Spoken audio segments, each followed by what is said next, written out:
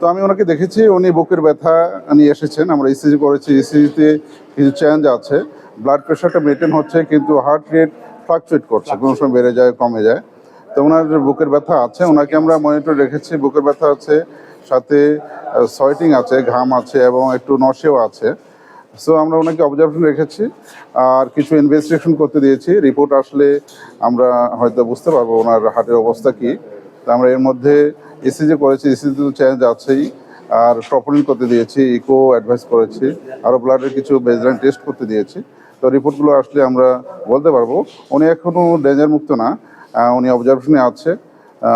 পরে রিপোর্টগুলো দেখে আমরা হয়তো ডিসিশন নিতে পারবো ওনাকে আমরা অ্যাঞ্জিওগ্রাম লাগবে কি না বা অ্যাঞ্জিওপ্লাস্টি লাগবে কি না, সেই জন্য আমরা ওয়েট করছি। হার্ট অ্যাটাক বলবো না, হার্ট অ্যাটাকের মতোই, তবে যেহেতু রিপোর্টগুলো এখনও আমরা হাতে পাইনি, এখন আমরা শিওর না।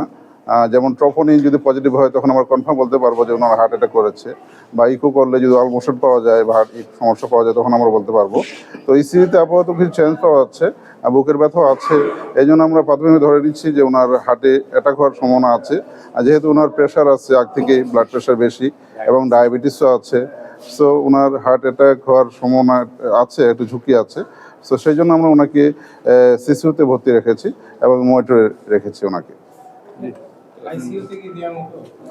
না, ওনাকে এখনো আইসিইউতে নেওয়ার মতো না, যেহেতু ওনার রেসপিরেশন মেনটেন হচ্ছে, ব্লাড প্রেশারও মেনটেন হচ্ছে। রিপোর্টগুলো আসলে পরে আমরা ডিসিশন নেব যে অথবা ওনার পেশেন্টের অবস্থা যদি খারাপ হয় তখন আমরা আইসিইউতে মুভ করা লাগলে মুভ করবো।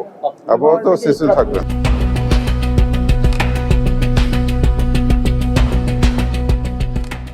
দিনাজপুর টিভি, মানুষের জীবনের কথা বলে।